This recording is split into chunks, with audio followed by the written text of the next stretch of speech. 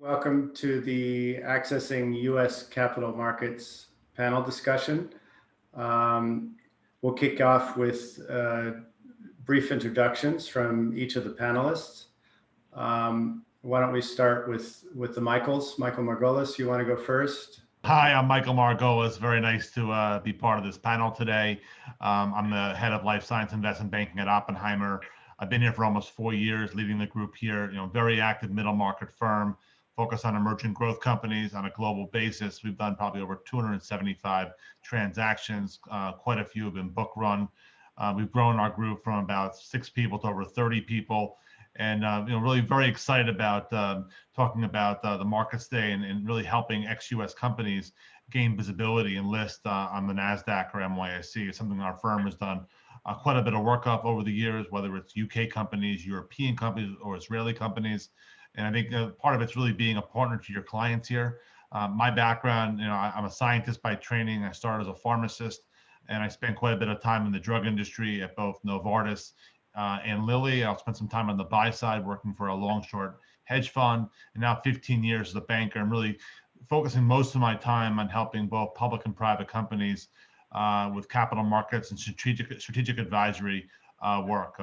Very excited about this discussion today, and obviously any questions from the audience, I'm happy to answer them. Michael Rice.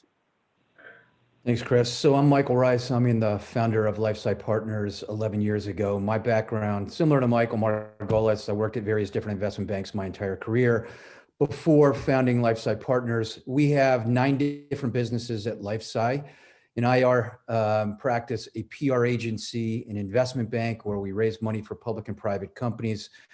We have an asset management business where we have 2 venture funds, a mutual fund, 3 ETF funds. We have an executive search practice where we build out clinical teams, regulatory teams, C-suites, boards, and a analytics and partnering business where we do these asset assessments, commercial assessments, and actually take these assets and partner them with large biotech or large pharma. We have a SPAC practice. We did 2 SPACs. So far, one we've completed with a targeted oncology company called Vincerx. We're out looking for a company to merge into our second SPAC. We are about to file our 3rd and 4th SPAC. We have an expert network very similar to GLG and GuidePoint, where we connect KOLs with the buy side, with the consulting firms. And then we have an on-demand C-suite practice where we rent out CFOs, CMOs, CBOs hourly, very similar to a Danforth and our FLG. We're about 250 people, offices globally, New York, Boston, London, Israel. That's who I am, that's who we are. Thanks, Mike. Wes, do you want to go next? Yeah, sure. Wes Holmes, I'm a corporate partner in the Boston office of Latham and Watkins. I spend most of my time doing capital markets transactions for both issuers and underwriters. And I would say, 2/3 of that time is focused in the life sciences space. Been doing this for 20 years now. And I could say this last year has been definitely one of the most interesting, exciting and busy years. And that momentum continues into 2021. Thanks, Wes. Adam? Yeah, thanks, Chris. So a pleasure to join this panel. And my name is Kostyál. I head up our listing franchise for Europe, which really ultimately consists of our Nordic markets, Stockholm, Helsinki, but also working with European companies wanting to access the US, either through a primary or dual listing. And increasingly, the discussion is revolving around SPACs as well. So clearly, healthcare, life science, biotech is our most active sector. And we focus on not only helping the companies access the market, but also working with the companies on an ongoing basis and managing the market. So pleasure to be on the panel and looking forward to the discussion. Great. Hans? Yeah, hi. Thank you, Chris. My name is Schambye. I'm the CEO and one of the founders of Galecto. I have a background as an MD, PhD. I've worked for 25 years in the pharma biotech space. We set up Galecto 10 years ago. It's a fibrosis and cancer company. And last year, we raised a total of 160 million by first doing a crossover and then an IPO on Nasdaq US. So transformed the company from a Copenhagen-based biotech to now being a US registered Delaware corporation. Thanks, Hans. And we're going to ask you how you did that in the course of this panel. I'm Chris Maggos. I'm moderator of the panel. I started the European operations for LifeSci about 6 years ago, just about 6 years ago now. And I'm glad to be moderating today. So let's get started. I think we'd like to start with an overview of the markets. And Michael Margolis has kindly offered to bring some stats and give us the view from where he sits. Perfect. Thank you, Chris. And I'm obviously very happy to share. These are my current view on the current state of the IPO market and really the capital markets for emerging growth companies. I mean, certainly the last year or so has been unprecedented. It's almost a year to the date where we had the first case of COVID in New York City, and a lot's happened in that period of time.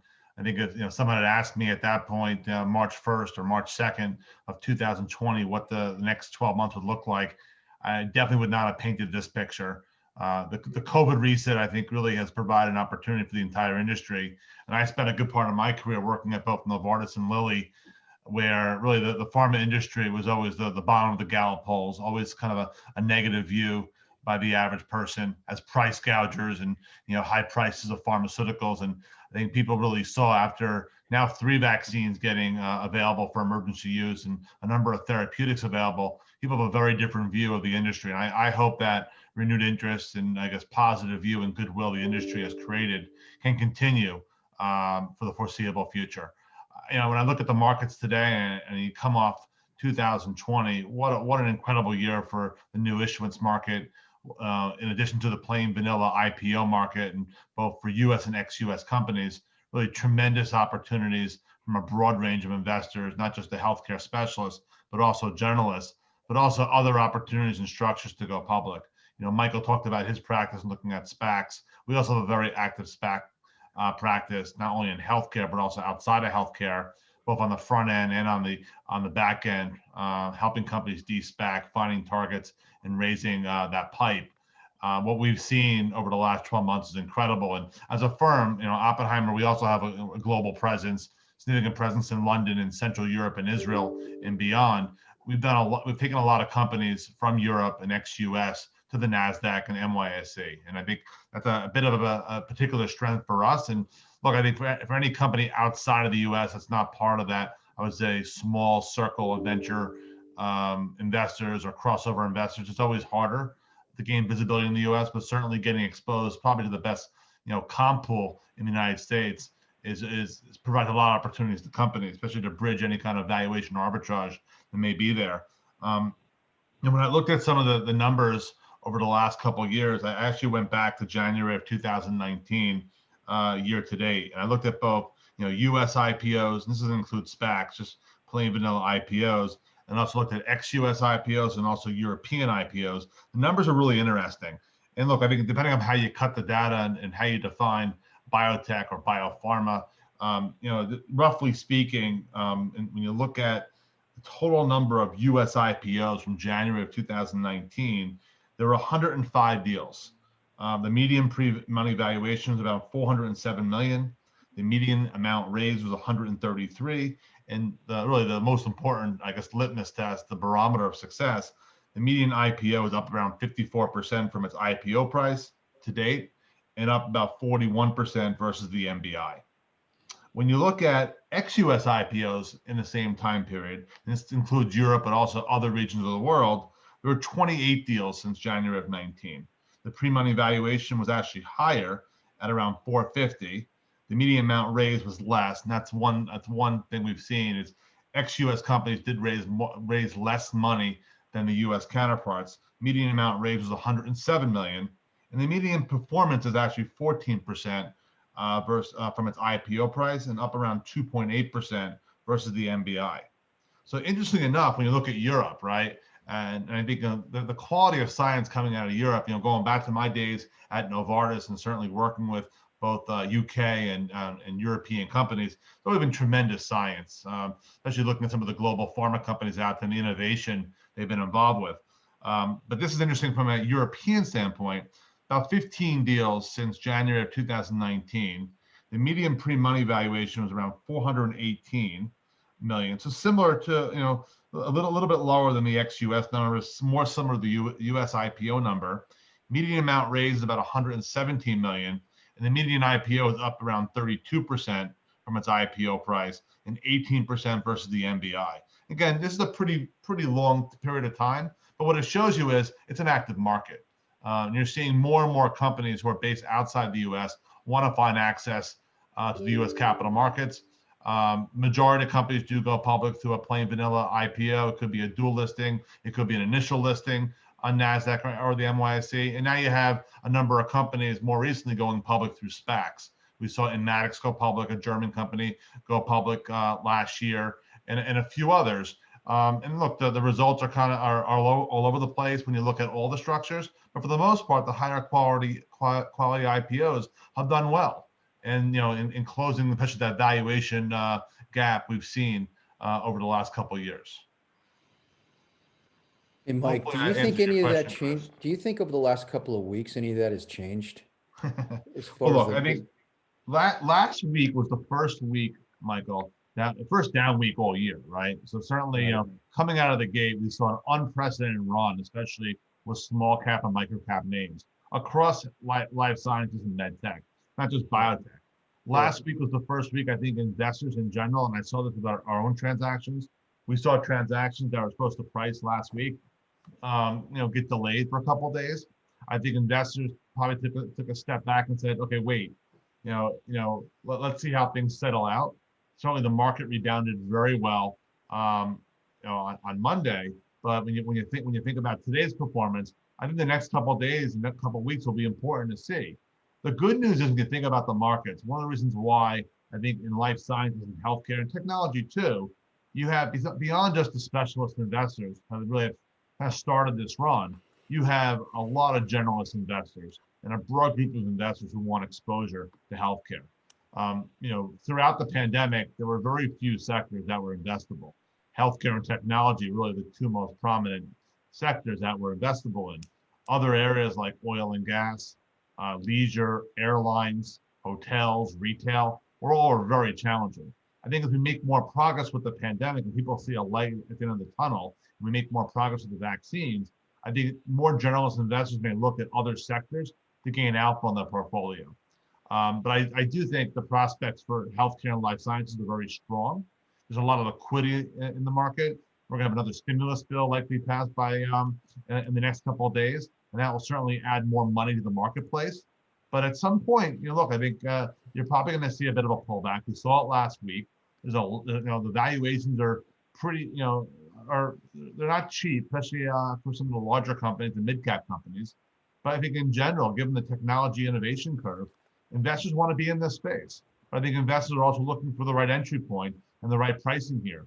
Now, the key here, especially when you're buying transactions, you're buying IPOs, you want these deals to trade well in the aftermarket. That is so important. If deals break right away, that just sets it's a bad outcome for future deals coming along. Yeah, I mean, I find it very encouraging that the performance and the deal size of the European companies is quite similar to the U.S. and outperforms rest of world when you pull it out of that group. And I think it speaks well for Europe and the types of companies that are going out in the U.S. So that's a very, very encouraging. And I think, question is, if market conditions get more difficult, are we going to continue to see IPOs? And I think I'm hearing you say yes, right, based on the fundamentals of the industry. And of course, if there's not a complete market meltdown, right, we probably will see things go back towards a more maybe less heated, more normal type of openness or ability to raise money in the public markets. Look, I agree. Look, every situation is different. You know, right now, platform technologies, platform-based companies are very attractive. You know, being in spaces like oncology and fibrosis and inflammation, you know, CNS is all of a sudden, you know, very, very attractive, which is great. I think there's certain areas, rare diseases are still very, very attractive, especially have faster access to the marketplace. Areas where, you know, pricing, certainly you have a little bit more of a more flexibility. I think, you know, at some point, I think the pricing discussion will come back. I think for now, it's probably not going to be a big discussion on Capitol Hill. I think Biden certainly has his hands full right now with the vaccine rollout, getting COVID under control, dealing with the new variants. I think he also wants to make sure Obamacare, the Affordable Care Act, is solidified, which will be, I think, a big priority for him, at least in the first year. But at some point, you're going to have people talking about pricing issues, and there has to be some kind of compromise. I don't believe it's going to be as big an issue as it was going to be probably before Biden was elected and before COVID. But the industry really has, you know, as a responsibility to work, I think, to really work together. You know, I saw this for years when I worked in the industry where none of the companies worked together. I mean, I just saw another headline today. Merck is going to actually manufacture the J&J vaccine, help them out. That's incredible. The industry never really did that, or at least talked about it. I think that kind of effort is so important if the industry works together and creates this, why it's so important. And I think that's part of the picture too.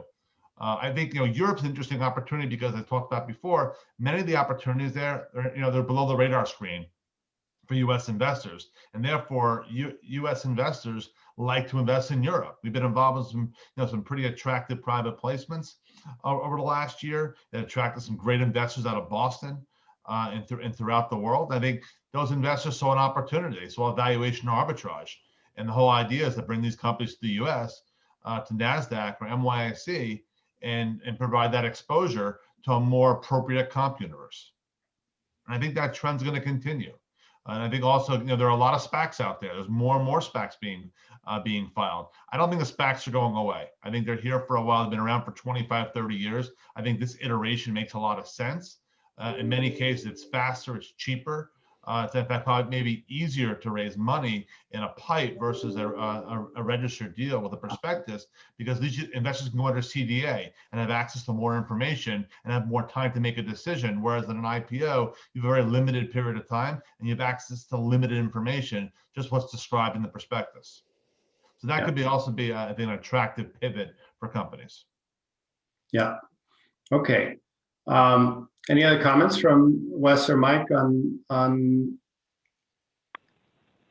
this topic? Yeah, I mean, obviously the markets were a little bit more difficult over the last few weeks. I definitely saw some issuers, you know, at least for the moment, take their foot off the gas. But overall, you know, from sort of firm-wide perspective, we are super, super busy, very focused in this space, and you know, I think it's going to take more than a little bit of a pullback to really see it go back to pre-COVID numbers. Yeah, I think that's right. I think just to layer upon that, there's very few companies that we speak to that are not trying to think through a cogent game plan to raise capital. I think every company realizes the window is wide open. I think there's definitely a little bit of nervousness. You know, at the end of the day, every high quality management team recognizes, you know, when you can raise capital, you raise capital. And so I think almost every company that we speak to fairly regularly is thinking through a plan, whether it's a follow-on or obviously an IPO.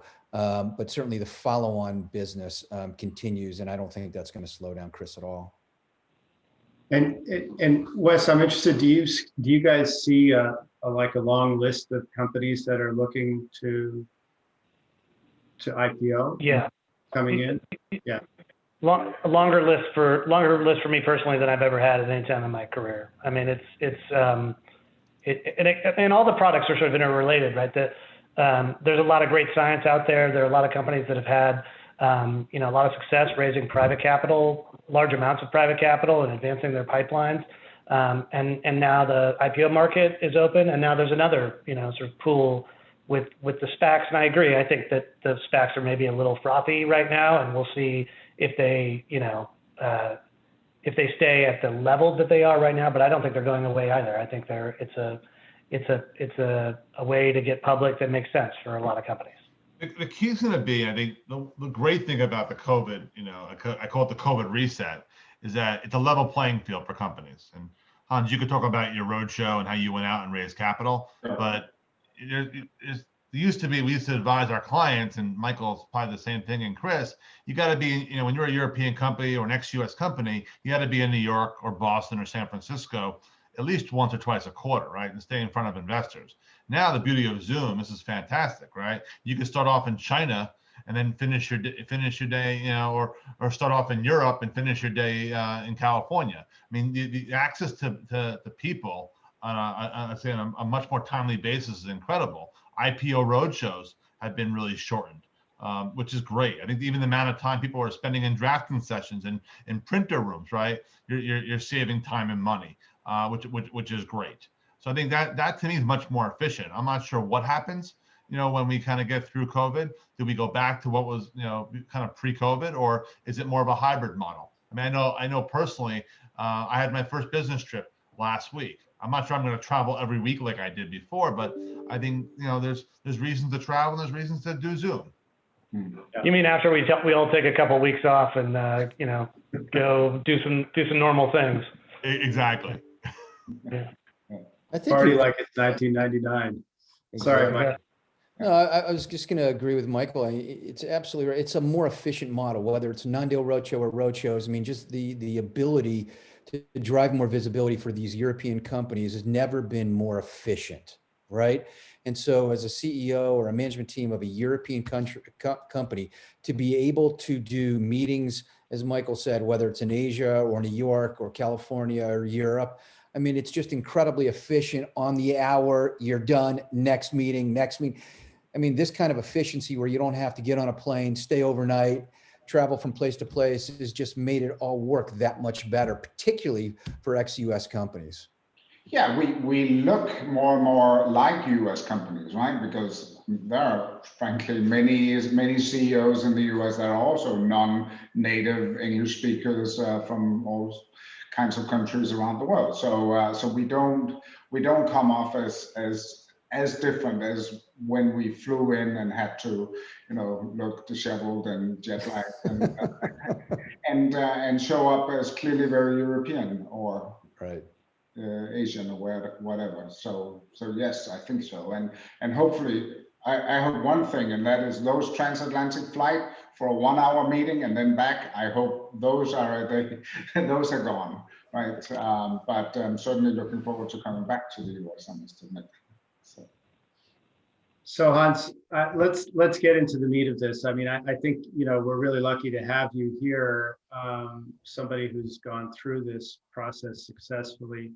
Can you share with us, what did it take for Galecto, for yourself, to attract the quality U.S. investors that you brought on board?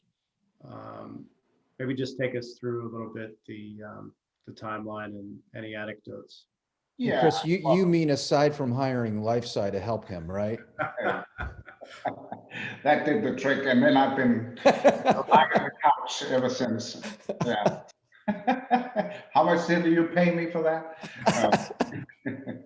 So I guess it really started with the financing we did in 2018 when we raised 87 million.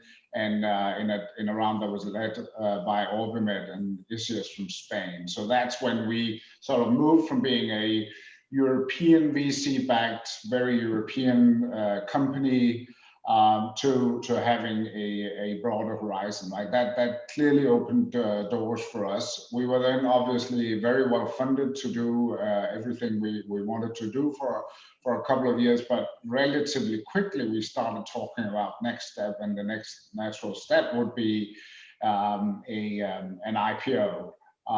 We did briefly discuss going local, but I think that's one of the places where a US VC will quickly help you determine that neither Copenhagen nor Stockholm is the right place for the type of IPO that we wanted to do, and also subsequent financing. And apologies to you, Adam, but we sort of, with that financing, we moved out of that situation.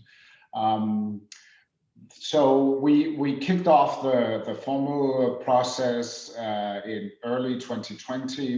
We had our first meetings at JP Morgan.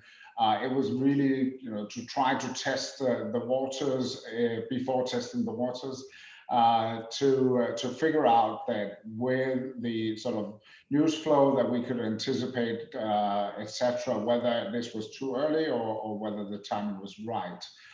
Then the COVID reset, as you call it, happened, and I think we sort of put everything on hold. But 2 weeks later, we realized, oh no, the biotech market is actually open, and then we kicked off the crossover process. So we completed a crossover, raised 65 million, brought in some really top brand crossover investors in September, and then went public in October. So we had 147 meetings with investors over about 8 months, and the majority of those were in the last 2 months, I would say. So as you said, Mike, an extremely efficient process, right? I slept in my own bed. I didn't go near an airport, and yet we were able to have back-to-back investor meetings. So we had basically a 3.5 day roadshow, and the book building was rapid. We were guided very much by the, you may recall there was a presidential election last year, Yes. and we wanted to get out ahead of that because I think, well, we thought that it might be unpredictable. Of course, we didn't realize what unpredictability really means. We all learned that afterwards. But that sort of set the milestone for us. We needed to either get out before or well after. That was sort of the timing we were working with. And when we realized we could get out before, that's when we did it. So Hans, I mean, 147 meetings, that's a lot of meetings, right? What do you think was it that made this all gel and crystallize into an investment? What brought the term sheet? What brought the syndicate together? Do you have any insight into that, or was it? Yeah, well, of course, having a good story to tell, being able to point to some key individuals. We strengthened the board a lot last year. That certainly opened doors for us, but having Orbimed on board was an important factor. And then, of course, with all the excitement, all the IPOs that happened, then that in itself generated more interest. So I think there are lots of little things. Of course, one of the most central aspects is to find that the company or the investor that will lead the crossover. Right? That is really maybe the most difficult. Because that's somebody who sort of gets in front of everybody else and says, I believe in this. I will lead this. I'm taking charge on the due diligence, and you don't get anything for it. Right? You don't get a discount. You don't get preference shares. You don't get anything. In contrast to when you're leading a VC round. Right. So maybe there's something we need to think about, how to make those crossovers more efficient, because we spent about half a year getting that together. I'm hearing stories about other companies that have spent a lot longer and with very good stories, but simply because it's so hard to get that syndicate. Once you have the lead, then it's a 2-week thing to then build the book. I like to talk about that because I think, Hans, you bring up a really important point. And we have a lot of clients now, both in the US and outside of the US, who talk about how long these crossovers are taking. Unless you're part, you have existing investors or kind of, I would say, the who's who of biotech investors, it's taking longer. The markets are hot. Investors are looking at IPOs, they're looking at CMPOs, they're looking at follow-ons. There's a lot going on, so it's very hard to find that lead investor. And as you said, once you find a lead, all the dominoes seem to fall into place. But again, finding that lead is hard. I had a call this morning with a company, ex-US company. We're hopefully 3 to 4 weeks away from getting a term sheet that would, I would say, catalyze a transaction. But again, it's all predicated on finding that lead term sheet. And I think that's why the SPAC market has gotten really interesting, where many of the discussions we hear, you talk to some of the likely healthcare funds who have their own SPACs, and they're evaluating a crossover. Say, well, would you consider a SPAC? Because in some regards, you can argue the SPAC's going to be your crossover and your IPO all in one. Yeah. Assuming the pipe comes together, and that's attractive for ex-US companies. And I think that was also one of the things that in Maggos, that German-based biotech company, liked a lot, because it was essentially the money in the trust account from the SPAC and the money from the pipe. It was a lot of overlap in investors, and it came together very nicely. The problem with the SPAC is that getting visibility and trading in the aftermarket, getting support and visibility is a little bit harder, but you can get there. You bring in the right syndicate of banks, you can find that support. Sure. I thought what you were going to say was bring in the right IR firm. Yeah. That includes your advisors, of course. And of course, there are many traditions. I don't know if you realize it as much as somebody like me who comes in from the outside, and then I've told how many, you cannot have an internal investor be the lead in your crossover, right? Ideally, it should be somebody from the outside. Yeah, external validation. You can't start a roadshow on anything but a Monday. We broke that rule. We started Thursday. That was there was a lot of debate. Right, there are all these traditions about what you can and cannot do, which is interesting, but not always helpful. Look, I think from our perspective, there's no doubt, and agreeing with what Michael said, is the most challenging part of raising capital in the private markets is finding that lead, right? And really getting that anchor order. And we deal with this on a regular basis. We are in the market right now with a company, which is an ex-US company, which we actually just got a lead term sheet. We are now shopping that term sheet, and we're going to put together this syndicate pretty rapidly, but it took a little while. The more meetings you do, clearly the higher the chance of getting that. But again, without having somebody like us or like an Oppenheimer, a bank involved, it's like herding cats. And, Hans, I don't have to tell you, it is very challenging in order to get that lead to actually write that term sheet and get that to you. So, I mean, in the discussions that we have with private companies, there is a discussion that goes on, should you hire an agent? Should you hire a bank or a firm like ours to actually speed that process up and actually herd those cats? Because it's a lot easier for us to do it versus a company on their own. And these types of discussions tend to drag out for a long period of time, which again detracts from the momentum of the entire process. The one other thing that I would say, just to add to the SPAC discussion, Mike, is that it is now become where there call it 50 some odd SPACs out there in the healthcare space, and a lot more ex-healthcare. It is, and there are much more to come, right? There's no doubt about it. It is becoming incredibly competitive to find the right companies. For us, and I would just speak from personal experience, in our first SPAC, we raised close to 70 million, 75% of the money was with blue chip investors, names that are really very, very high quality investors. In the second SPAC for us, we raised 85 million. 85% of that money came from, again, the highest qualities investors. And so it makes it a little easier to attract really high quality companies, because those are the investors that are going to vote on a transaction, that are going to stay in the SPAC. And we were very, very fortunate to get that kind of investor mix when we went out and raised capital. Not all SPACs have that. Not all SPACs are created equal. So you have to be very careful, as you know, when companies come to you and say, hey, we want to talk about SPACs. And now pretty much every private company, whether they even knew how to spell a SPAC or not, is now engaged in the conversation of, should we be talking about SPACs? We'll see how long that lasts.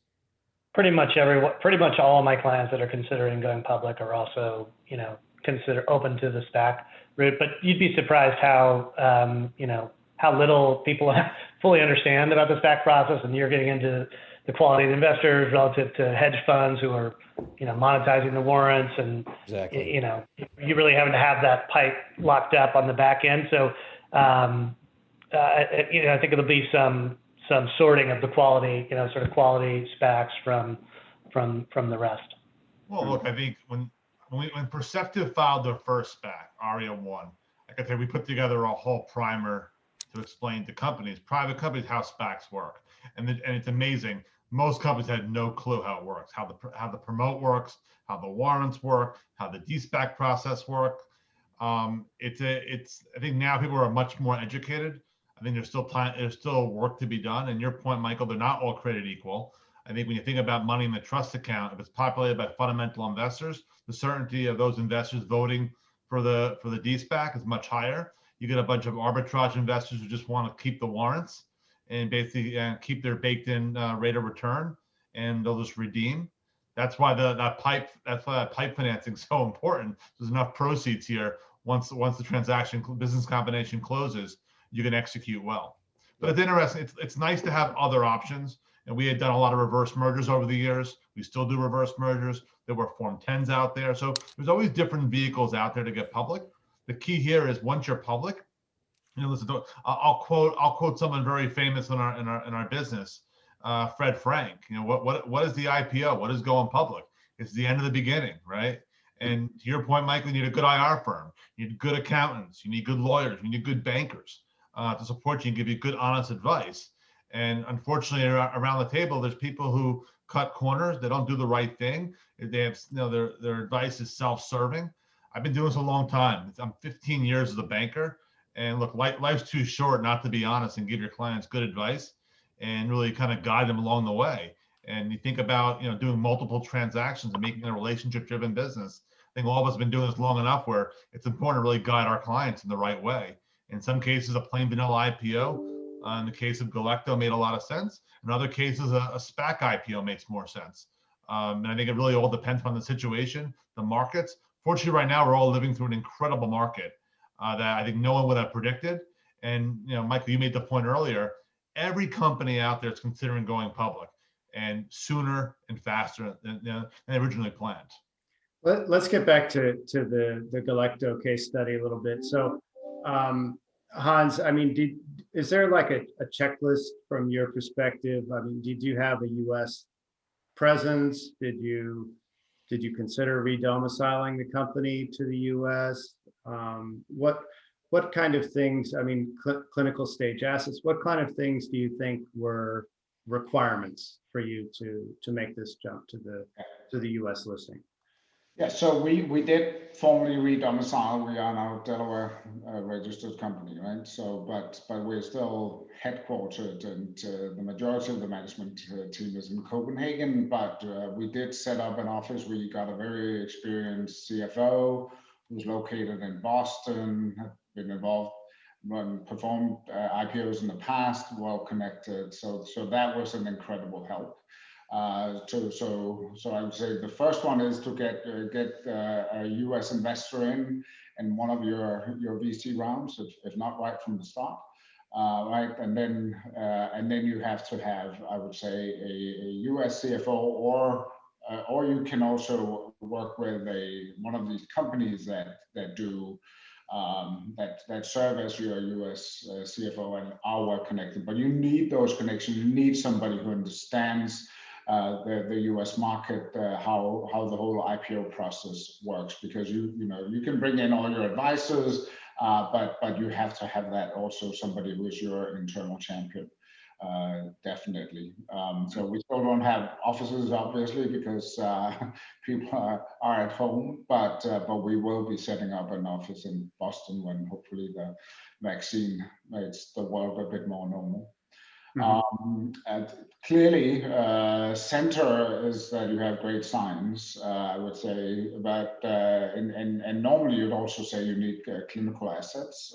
We have 3 different clinical assets, so in that sense, a broader story than many. But today you also see preclinical companies doing IPOs, right?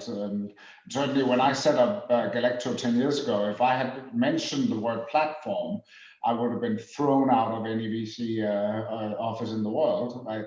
We do have a platform, but that hasn't been center stage. It's great to see that has come back. When money's plentiful, Hans, right? Yeah, everyone wants to fund platforms, right? Multiple shots on goal. When the Yeah. markets get tight and investors, rather play their own game of portfolio management, they'll fund one program, they'll fund your lead program, and they don't give you any value to anything else, right? It's funny how the pendulum shifts. Yeah, and I can talk a lot about how then you build a team in a company if you have just one asset, and that's so I'm not sure that's a wise strategy, but it's certainly I completely recognize the pattern. I think one thing that is really exciting, I think, broadly for our industry is the amount of money that has been made available to be applied for great science. Like that's a fantastic experiment that we're doing, and I'm sure great things will come out of that, right? Because all of that money has been put into the hands of very smart people with ability to spend it well. So it'll be the 2020, 2021 will be exciting also from that perspective, because I'm sure 20 years from now we'll be able to point back and say a lot of medicine, a lot of new drugs and new therapies and solutions were developed because of that abundance of cash that went into the industry. I'll tell you, when Celgene got acquired, I was very concerned who would fill the role of that company. They were a big brother to so many companies. Think about from 2012 when George Golombesky came in, and I worked with George at Novartis, and he fostered that relationship, kind of big brother, little brother, with a lot of companies that were successful IPOs back then, Bluebird and others, right? And I think it's amazing how I was worried that who's going to kind of provide that support. Well, certainly there's a lot more capital around the table today. You have a lot of investors well beyond just the healthcare specialists. You have new healthcare funds that are starting. Familiar portfolio managers, just new funds. So access to capital is plentiful, and you're right. It's provided so much support, this incredible innovation curve that we're living through. Whether it's vaccines and therapeutics for COVID, or it's neuroinflammation, it's rare diseases, it's oncology. I mean, the amount of progress we've made. You think about mRNA, for example, right? What we can do with mRNA as a technology platform, well beyond just a vaccine. I'm excited, right, about what the future brings, and I think that the amount of capital that's come into our sector over the last year and a half has provided so much support and really advanced our sector tremendously. And I think it's also on the other side, the industry has matured tremendously. I mean, I remember, in 2000 when I first came to Europe, I could count the number of phase 2 projects, but from European companies on one hand, maybe 2. And now it's like hard to keep up. There's so many products already on the market from European companies, and late stage, mid stage, early stage clinical trials going on, and it's it's multiples of that in the US. So the industry has really, this is becoming a mature industry. So it's very different from the sort of 2000 bubble when we had almost no revenues except for 1 or 2 biotech companies coming out of this industry. So Europe's interesting. We've always had technology innovation. AstraZeneca, GlaxoSmithKline, Roche, Novartis. Before that, Ciba-Geigy, Sandoz, right? So it's not like Europe is so new to the R&D of biotech and pharma. It's been there for a long time. So there happen to be large global national firms with big presence in the US and in Europe and in Asia. So it's nice to see at least that you see it's spawning earlier stage companies. Yeah. I think the new thing is the entrepreneurial spirit that has grown in, right? It used to be that all of us would go and get jobs in the companies that you just mentioned, even Novo Nordisk. So Yeah. one of the Adam and Wes, any other thoughts from you guys on what sort of the requirements are for a company to go towards a U.S. listing from Europe? Well, I think, yeah, I mean, Hans, I mean, a lot has been said, of course, and I've been struggling a bit with connectivity, but I think overall, I mean, there are so many doors to the capital markets today compared to before. And I think that's a good thing. I think at the end of the day, you have to find the right door for you specifically. I mean, one type of discussion that we haven't discussed is a dual listing. Hans referred to, the local start as not being the ideal, but there are many good examples of companies that have started in their local markets and then chosen to take the second step in the US with the dual listing and combining that with a capital raise. And we continue to see out of the 20 listings that we have on a yearly basis from Europe to US, that a majority of these are still dual listings. And so I would not discount that option. At the end of the day, each story is different, each maturity stage is different, and I would argue that also Europe is maturing, although the US, from a capital perspective, even though the US remains outstanding. And in terms of ability to go to the US, well, at the end of the day, you have to also look at it from a return of investment point of view. If you're able to raise a certain amount of money, what is the return for you as a company? Is it the access to investor? Is it the presence from a commercialization point of view? What is it you're looking for? Because at the end of the day, doing the IPO in the US is costly. It is not the easiest route, but certainly rewarding if done right. And it is a long-term play. You should not expect immediate returns, because at the end of the day, you're just increasing your reach to investors with an additional platform. And to Hans's point, there's never been so many companies doing this, and it's not the easiest of tasks to get that visibility. So you have to have a plan, you have to invest in it, you have to make sure you're investing in those additional meetings, not only for the crossover, but on an ongoing basis, not being happy with the investors that you have on board, but also targeting the next investor that you want to have on board. So there are many different things here, but I think overall, the quality stamp that the European companies are coming with are getting stronger and stronger, and even when you have a Genmab doing a dual listing, it kind of just proves the point that the US, not even for a large established company, even the US can be an additional catalyst in terms of raising visibility and reaching investors in a broader way than they were able to do before. And Genmab was the second largest biotech IPO of all times in the US. So that's quite a significant stamp. Everybody tends to look at the smaller biotech listings, but this one clearly shows that there are some outliers and it adds value for everyone if done right. Oh, wait, I didn't include Genmab in my numbers that I quoted early on because it was such an outlier. But you're right, it was the largest European IPO for a long time. Yeah, it was actually the second largest biotech IPO of all time. So in the US, and it just goes to the quality stamp of European companies. And again, even for a late stage mature company, the US dual listing can add value, or the US IPO can add value. And I would definitely argue that doing a dual listing without a capital raise is a challenge. So we do encourage companies to really combine that with, and then showing that existing investors are staying on, and really part of that crossover is key to make that. That's a really good point, Adam. I want to make sure liquidity is understood, because trading liquidity, especially with a dual listing or a single listing, putting enough shares in the float, if you do an uplisting without a capital raise, you're not going to trade well. And one of the challenges with dual listed companies, a lot of times you get trading, it goes back to the home market, and you get very little trading in the new market, like the Nasdaq. It's so important to put enough shares in the float, put enough shares into the US listing, so you do have an efficient trading pattern, and that ultimately is going to provide a better valuation in the end and access to capital, especially with open market buying. Well, Michael, the reality is liquidity is all of what you said is absolutely true, but validation from the high quality US investor is the key to it all. When you have a European company that spends the time to market itself to the high quality US specialist investor, they get one or two I mean, that's what really changes the complexion of the company dramatically, right? So when you, Chris, talk about what are the requirements for European companies, it's all about marketing. The second piece to that is about positioning, making sure that you're able to tell the story the way a US investor wants to hear it.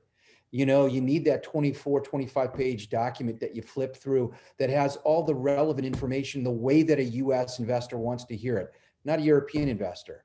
And then you really got to socialize the company among the sell side with folks like Michael Margolis here and say, hey, you've got to go from banker to banker to analyst to ECM professional to ECM, right? And you've really got to take the effort, because Adam, that was a great point that you make. This is an investment that you need to make when you really think about being a European company that ultimately wants to get to the US. And it is not an easy process. It is an expensive process, and it's a laborious process.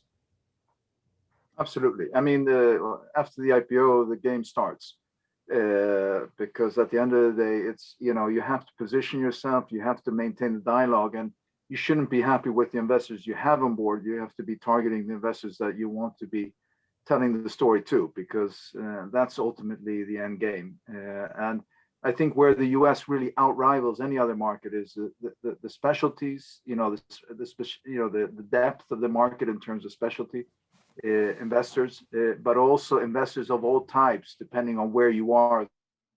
I can add, just, you know, you mentioned some of the, you know, costs, and we're talking about the investment. Just, you know, to some of the companies that are in the audience that, you know, based on this discussion, you know, maybe an IPO wasn't at the forefront, but maybe it's a more realistic opportunity than you might have otherwise thought. There are some long poles in the tent, you know, making sure you have the right people, the right team internally, you know, including on the finance side, you know, working to get yourself IPO ready, you know, having your story be crisp. You know, just would encourage you to sort of, you know, start to make that investment sooner rather than later, rounding out your advisors and, you know, positioning yourself to be able to access this kind of, you know, possibly once in a lifetime opportunity, you know. I think Mike said it right, that it is a lot of hard work, but if you do it, and if you do it early, get out there, get to know the U.S. investors, the bankers that you need to work with, and that is tremendously helpful. And a lot of people are actually very nice at taking time out to look at early companies and give advice, and sometimes for free, at least for a while. Right, then eventually it will cost you, but that is tremendously helpful, and it's exactly as you said, Michael. You know, shape the story, get the story to fit to what it is that the U.S. investor, and certainly the story that you're telling to VCs and even U.S. VCs is very different from the story that you're telling to the crossover investors, and then that is then yet again different from the story that you have to have ready for the public market investors. Right? They are looking for something quite different in terms of the company, and what the future looks like, and how you're going to set up that company. And I think one of the challenges we have as European companies is that we are typically smaller. We have fewer people. We are doing things in a different way, and you need to convey that too is actually quite effective, and we are able to get to produce high quality science and develop interesting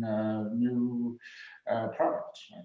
So yeah, and I think, you know, Hans, you're quite privileged in a way because you have a single listing, right? And what we see with the dual listed companies, and I say this to our clients all the time, and anybody else who will listen to me, you know, it requires twice as much effort to have a dual listing, and it's more expensive, and not in terms of fees or something like that, but in terms of management time, because you still have to maintain your retail market, which has an outsized control on your trading volume and your price.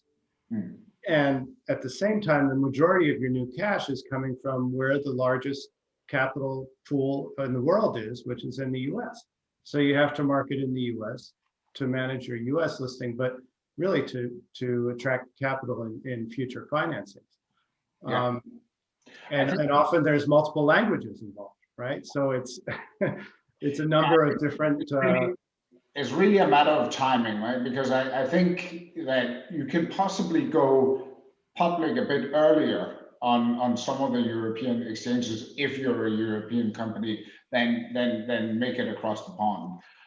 But then actually to then do the dual listing, you have to be really late, right? If you look at the companies who are dual listed in Europe, many of them have indeed struggled and have had the problem with that, as Michael said, that the trade moves back to the original country because that's where the majority of the shareholders are, right? And they sort of sit and trade on the differences on the two exchanges.